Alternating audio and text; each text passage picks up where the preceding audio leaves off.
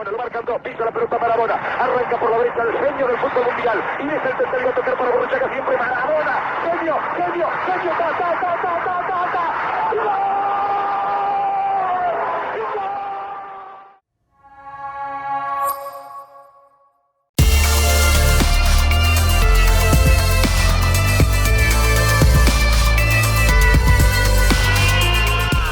Hi there guys, and welcome to another episode of A Dash of Sports, episode 32. I'll be your host and presenter, Dashiki Dash, and on this show is where I talk about all things sports related, hot topics and trending stories. And if you like the previous episodes today, give us a like, comment, subscribe. Also remember to press the notification bell so that you don't miss out on any future episodes.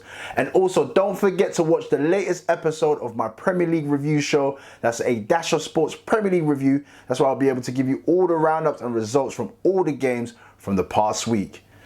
And one more thing, don't forget to share this. And on today's show, I'm going to be starting off with some real sad news, as everyone in the sporting world, especially the footballing world, comes to terms with the passing of Diego Maradona, one of the greatest, if not arguably the greatest footballer of all time, passed away on Wednesday. So I'll be going through all the reactions of Maradona's passing and how it's affected everybody in the sporting world. And now moving on to some more disappointing news, as we're now hearing and being informed that it's been confirmed that the most anticipated fight, the most anticipated comeback in boxing history, Iron Mike Tyson versus Roy Jones Jr. Now, we all knew that it was an exhibition. We all knew that it was an exhibition fight, but you want to know what the additional stipulations are? Man. No knockouts allowed, no cuts, no winner declared. What is all of this now? This ain't nothing less than a pillow fight now. Oh man. Anyway, it's been best described as a strongly contested sparring match. Man, I can't lie, man. I'm disappointed. I feel cheated. So I'm going to be discussing exactly how I'm going to be feeling about all of this. And also, now, am I even going to watch this? I don't know, man. I can't be bothered now. Well, I don't think I'm going to be all the way disappointed, because just before that fight, I'm going to be watching Daniel Dubois versus Joyce, the two British heavyweights fighting to put themselves in that elite bracket. Well, I don't think I'm going to be all the way disappointed, because just before that fight, I'm going to be watching Daniel Dubois versus Joyce, the two British heavyweights fighting to put themselves in that elite bracket. So I'm going to be discussing all the pre-fight build-up and also giving you my prediction to who's going to win this Saturday. And then moving on to a question I wanted to ask. It wasn't something I wanted to discuss really, but I just had to. If you play competitive sport, are you, what can I say? Are you a win at all cost type of person? Would you do anything and everything that it takes to win? Now, there's some strange things I've been watching and seeing in the world of football that I've just been like, man, I've been shaking my head. And let's just say, there's been some real groping and grabbing, some private areas that you shouldn't be. Oh man, it's been awful. Anyway, that's the question I'm asking, and I'm going to be discussing it later on. And last but not least, I couldn't leave him out of the show today. I couldn't. Lewis Hamilton again. Alright, Sir Lewis Hamilton. Hey man, I feel responsible for this. I really do. I called for it. Now it's been confirmed that his name is on the Queen's New Year's Honours list, which means he's going to be knighted. Finally, for his achievements in motor racing. Finally, he gets his knighthood. And also, I hope he gets recognised for all the tireless work that he does with charities and movements outside of motor racing. So, man, I can't wait to discuss that right here on A Dash of Sports.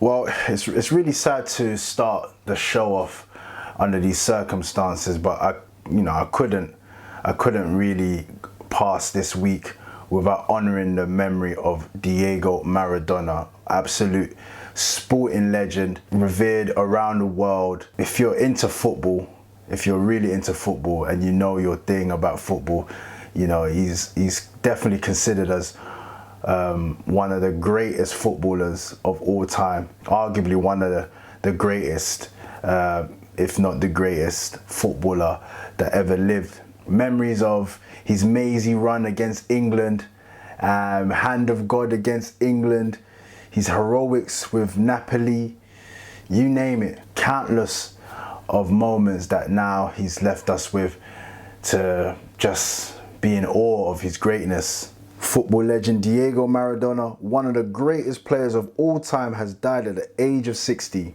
The former Argentina attacking midfielder and manager suffered a heart attack at his home in Buenos Aires. He had successful surgery on a brain blood clot earlier in November and was to be treated for alcohol dependency. Maradona was captain when Argentina won the 1986 World Cup, scoring the famous hand of God goal against England in the quarterfinals. Now, like I said, my earliest memories was the 1986 World Cup.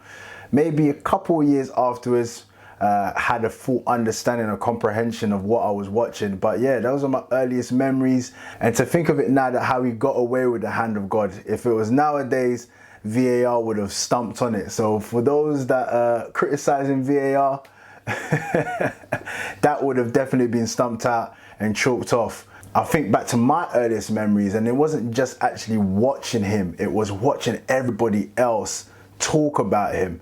There's so, you know, we think to ourselves, oh, we have this Messi and Ronaldo debate, Ronaldo, Messi. When I was growing up around my dad and my uncles, the debate was always, is it Maradona or is it Pele? Is it Pele? Is it Maradona? If there was a Mount Rushmore for players, you know that Diego Maradona's face would be up there in the mountains. Maradona played for Barcelona and Napoli during his club career, winning 2 Serie A titles with the Italian side. He started his career with Argentinos Juniors, also playing for Sevilla and Boca Juniors and Newell's Old Boys in his homeland. He scored 34 goals in 91 appearances for Argentina, representing them in 4 World Cups. Maradona led his country to the 1990 final in Italy, where they were beaten by West Germany before captaining them again in the United States in 1994, but was sent home after failing a drugs test. During the second half of his career, Maradona struggled with cocaine addiction and was banned for 15 months after testing positive for the drug in 1991. He then retired from professional football in 1997 on his 37th birthday during his second stint at the Argentine giants Boca Juniors. Having briefly managed 2 sides in Argentina during his playing career, Maradona was appointed as head coach for the national team in 2008 and then left after the 2010 World Cup, where his side were beaten by Germany in the quarterfinals. Diego Maradona, football was his life, man. It was his life. He loved football. You can tell that he did. And there was probably 3 places that he played that it's just, if you think about them, it's Maradona in it. Argentina, wearing that famous number 10, and the whole of Argentina loves Maradona, man. He was revered. He was seen as larger than life in Argentina. Then you got Boca Juniors. Have you ever watched or seen Maradona at Boca Juniors, whether he was playing or if he just goes there on a player's appearance? That whole stadium is mad when he's there. Then you got Napoli. Maradona went to Napoli, and a team like Napoli back in the days, you know, you had the AC Milans, you had the Juventus, you had the, you know, all of these big giants, and Maradona went to Napoli and won 2 Serie A titles. And then now if you think about it, Napoli has not won a title since. So it just shows you the powers that Maradona had them days, real powers. Man, there's been so much of an outpour of love and admiration for Diego Maradona. And even just talking about Napoli are even looking to rename their stadium, the Diego Maradona Stadium. Then you got the likes of Andres Villas-Boas, who giving a suggestion about retiring the number 10 jersey all across board in football in general. I don't know if that would ever be possible or if people would agree to that, but it just shows you in terms of the man himself, the footballer, and what he meant to so many people within the sporting world and also outside the sporting world as well, outside of football. And like I was saying, such an outpour of love and admiration for Diego Maradona. Pele sent a message saying, "What sad news, I lost a great friend and the world lost a legend. There's still much to be said, But for now, may God give strength to family members. One day, I hope we can play football together in the sky. But you can imagine it wasn't just Pele who was sending out their heartfelt messages. You had the likes of Messi, Ronaldo, you had the likes of Neymar sending out his tweet, "Rest in peace, legend," and the likes of Harry Kane, who had the privilege of meeting Diego Maradona. You know, obviously the connection there with Pochettino, Ozzy Ardiles. So you had the privilege of meeting him there at Spurs. Marcus Rashford sending out his message. The whole entire Barcelona family. Also Napoli. That goes without saying. And like I said, Maradona's worldwide. If you say Maradona, you know who he is. And then you got the likes of Usain Bolt. I'm guessing at this point in time, they must have been shooting for a Puma advert. You got the likes of basketball legend Magic Johnson also tweeting, "The world lost one of the greatest soccer players that ever lived, Diego Maradona. It was one of the thrills of my life when I got to meet him. Rest in peace, my friend, and my prayers go out to his family." Now, I can go on and on and on and on and on about Diego Maradona, how great of a footballer he was, how much of a living legend he was. But there's just not enough time. There's just not enough time.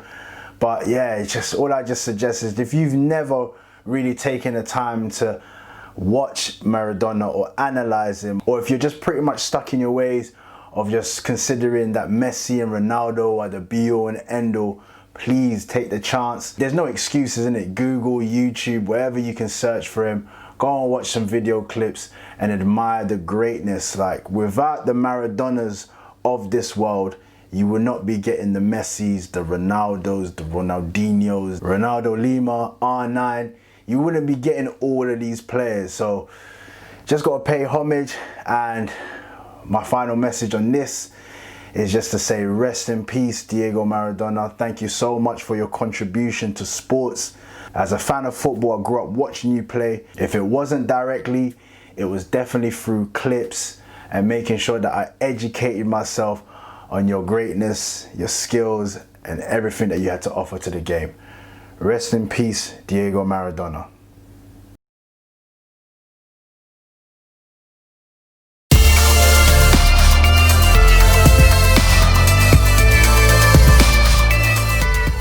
And now moving on to some boxing and some real disappointing news, man. Like, literally after hearing this, I was just like, flat is the word. Literally, like everything, all the air just came out of me like that. Because to hear Iron Mike Tyson versus Roy Jones Jr., the hype around that, the build up for this, and then to hear that there's going to be no knockouts, there's no judges, there's no one going to be declared a winner. If fighters get cut, they got to stop the fight. All of this in their exhibition stipulations. Now, Mike Tyson and Roy Jones Jr. are banned from knocking each other out during this weekend's highly anticipated exhibition clash. The two boxing icons are set to trade leather for charity in Los Angeles on Saturday night, but both will have to adjust to the new set of rules set inside the ring. Now, given that both fighters are over the age of 50, the California State Athletic Commission have decided to put some new regulations in place to protect the health and safety of both fighters. The contest will last 16 minutes, made up of 8 2-minute rounds. Both Tyson and Jones Jr. decided against wearing headguards and would therefore don 12-ounce gloves as damage limitation. And Andy Foster, the Commission's executive director, has made it clear that they will call proceedings to a halt if either fighter gets cut. Now let me take off my fan hat for a second and just pull it down there. And listen, I get it. I wholeheartedly get it. I truly get it and understand what this is all about, what they've actually been able to create and promote and push. This has been an exhibition fight from the get-go, all right? But I think we've just been caught up as fans alike and fans of Mike Tyson or fans of Roy Jones Jr. You want to see him fight again. We've been caught up with the hype. And this is what promotion is all about. This is what boxing is all about. There's been many a times that we've been hooked on some dead fights, but with enough chitter chatter and jibber jabber that you're invested. Now for me and how I've been invested in this whole fight, this whole event, is just purely for the fact that I have been a Mike Tyson fan from day one.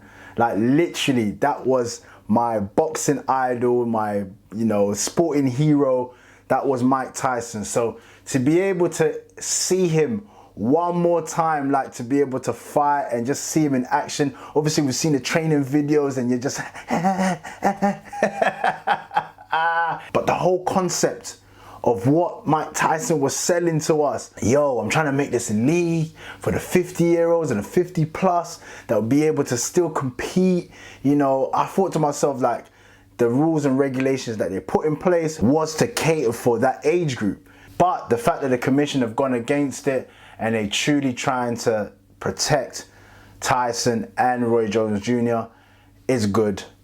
All in all, it is good. As much as I'm disappointed as a fan, it is good, because you don't want to see at this late stages of, not late stages, but, you know, post your career, when it's meant to be all said and done, for you to then come back, receive a blow, and sometimes it's not even the worst type of blow. It could be just the top of the head or the back of the head, side of the temple, and it's caused, you know, everlasting damage. So we don't want to see that, and unfortunately it's to detriment of the fact that we cannot be entertained by these two under normal circumstances, under normal rules. But all in all, there is a fight card that if we choose to watch, if I choose to watch, but there's like what, Jake Paul and one basketball player and some other unknown guys that I've not really been paying attention to. But I don't know, like, am I gonna watch the fight? I don't know. Are you gonna watch the fight? You gotta let me know, man. Put your comments down below and let me know what you think about the whole situation, about these new rules, these new regulations, these new stipulations within the exhibition fight. Let me know how you feel about it all, and what you lot looking forward to seeing Iron Mike Tyson. But hey, put your comments down below and let me know. Now listen, if Mike Tyson and Roy Jones Jr. can't keep me entertained, I'm gonna have to seek my entertainment elsewhere. And lucky enough, there's a fight beforehand, Daniel Dubois versus Joyce. And that's a real interesting one right there. The all-British blockbuster heavyweight showdown between Daniel Dubois and Joyce is almost upon us. Dubois is one of boxing's hottest prospects and boasts an impressive record of 14 knockouts from 15 professional fights so far. 35-year-old Joyce boasts an undefeated record and claimed big wins over Bermane Stiverne, Alexander Ustinov and Bryant Jennings in 2019. Both fighters have also had their tune-up fights before this bout, so they're primed and they're ready despite the COVID, coronavirus break, lockdown, whatever you want to call it. They're still ready to go. And you rarely get two fighters at this stage of their careers fighting each other, because there's a lot to lose here. You know, both have got the undefeated record, both are rising stars. Although Joyce is just slightly older at 35, Dubois is 23 years old, so the younger fighter. So I don't know if that means anything in regards to if one fighter was to lose. Let's say, for example, Joyce loses at 35 years old. Is that the end of his career, or has he still got time to try and push on to the world elite stage? You got someone like Daniel Dubois, 23, if he was to lose, yes, it could be a crushing defeat, but at the same time, you still got time, you still got the years on your side. I don't know who's gonna win this fight. My money, if I was a betting man, would be Daniel Dubois. I just feel like he's probably like the younger, fresher fighter, more mobile. But yo, man, they don't call Joyce the juggernaut for no reason. He's got plenty of power. He's got a good chin on him, and yeah, I could just see both of these rocking it out. Both of these guys are explosive heavyweights, and the winner will get themselves recognized to be at the elite stage and pushing on for the likes of Tyson Fury or Anthony Joshua, or even the likes of Dillian Whytes and so on and so on. So there's a lot riding on this fight, literally winner takes all situation. Now I know when it comes to Queensberry Promotions, I'm not really, there's the undercard is there, but I'm not really getting that vibe to watch the undercard. I'm gonna try my best, but at this present moment, I'm not really getting that pulling vibe. Cause sometimes I feel to myself like Queensbury reminds me of like WCW or AEW. Like Matchroom Boxing is WWE. That's the main, that's the main promotion to watch. And then anything else after that, yeah, I don't know, man. But you got this big fight on the card, which is the Daniel Dubois, Joyce fight. I'm definitely going to be locked in for that. Definitely going to be watching. And let me know, man. Let me know. Who do you think is going to win this fight? Who do you reckon is going to be able to step up to that elite level? Put your comments down below and let me know. And if you're bold enough, give us your prediction, man. Give us the round that you think that the fight is going to end on. Who's going to win and what round?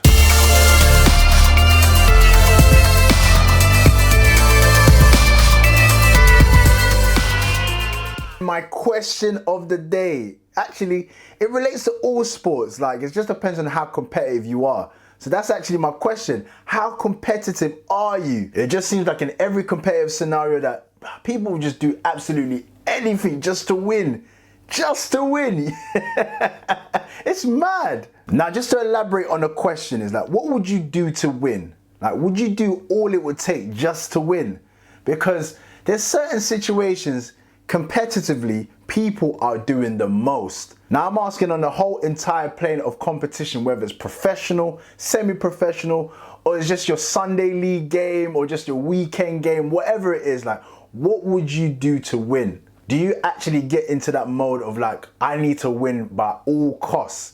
It just seems like sometimes by any means necessary, innit, for people. Now, for me personally, and I can honestly answer this question, honestly, I'm not that way inclined. I tend to want to win in the correct way. Now, it's debatable in terms of what is correct and what's incorrect. Obviously, you're confined by the laws of the game, of whatever sports that you're in. So that's what you're bound to. But there's just some people that just go above and beyond. But listen, some may say, look, it's okay to bend the rules and flirt with certain things here and there just to be able to give you that extra advantage. Now listen, I've seen many things within my amateur background and also watching professional sports. Now if I give you some examples in football, like stepping on people's toes or tugging on shirts and giving people foul abuse. Now I've said all of that just to bring me onto this point. An incident that recently happened where one of the players,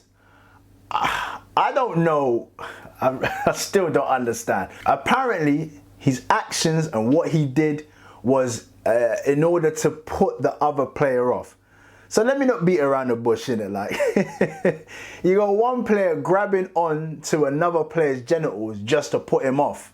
Just to put him off his game. I just don't understand, man. I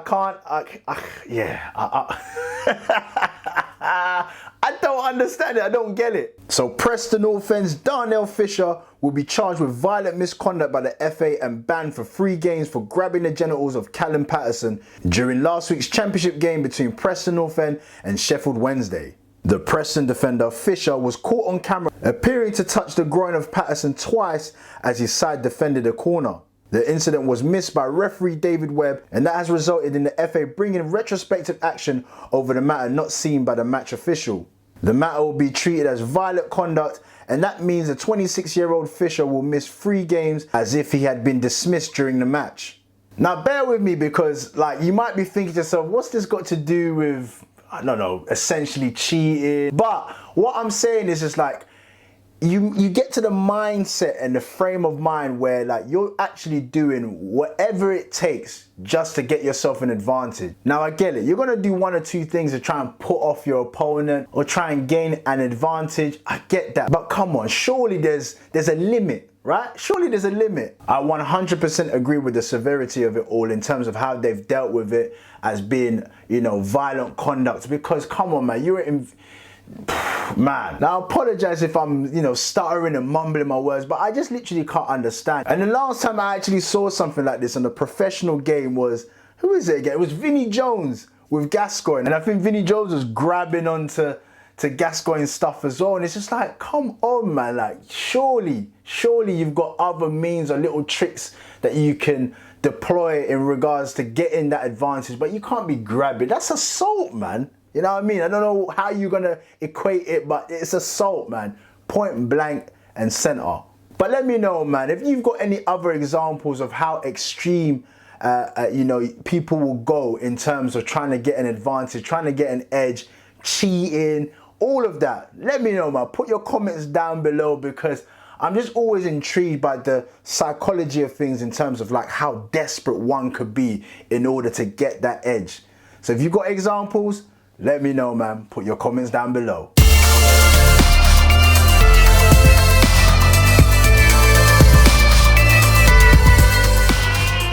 And now moving on to the world of Formula One racing with some real exciting news that Lewis Hamilton is in line to be honoured by the Queen with a knighthood for his outstanding achievements in Formula One racing. Now, I've been hearing and reading that Boris Johnson is the one to thank because he's the one that intervened and pushed his name forward.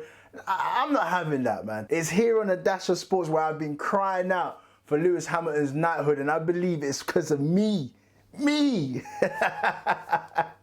Lewis, man, holla at me, let me know, man. Lewis Hamilton is going to be knighted. Unbelievable achievement. And this is all subject to Lewis Hamilton accepting the honour or not. And he was asked that question and he turned around and said, listen, he's a massive fan of the royal family and it would be a huge honour for him to accept that knighthood. So Lewis Hamilton is to receive a knighthood in the Queen's Honours List after becoming a 7-time Formula One world champion, and is set to become the 3rd Formula One driver to receive a knighthood. But hey, listen, nothing that I've said today is anything that you ain't heard me say in previous weeks about Lewis Hamilton, how great he is, how much of a legend he is. He's the GOAT, F1 #1 driver. Everything I've been saying. So I feel that he thoroughly deserves this award, accolade, honor, however you're going to describe it. He deserves it. And it's something that he wants and believes in, because I know that a lot of people be like, oh, who cares about the knighthood? It doesn't mean anything, the royal family, this. Hey, you're all entitled to your opinion about how you feel about it, which is going to be very interesting, because I want everybody to comment down below and let me know how you feel about the whole situation, how you feel about Lewis Hamilton finally being knighted. Do you think that he's had to go above and beyond it? Because there's certain people out there that have been getting these knighthoods for less than nothing. But finally, it's Lewis Hamilton's time and he deserves it. But let me know how you feel about the whole thing. Lewis Hamilton being honoured with a knighthood. And with that being said, I'm going to leave it there for today, but thank you so much for watching another episode of A Dash of Sports. And if you've made it this far into the show, I truly appreciate your love and support, man. Thank you so much. And if you need further information about future episodes or just your day-to-day sporting updates, hey, come and check me out on Instagram, and I'm also on Twitter, which is A Dash of Sports. I'll put it down below here, A Dash of Sports, and I'll also leave it in my description.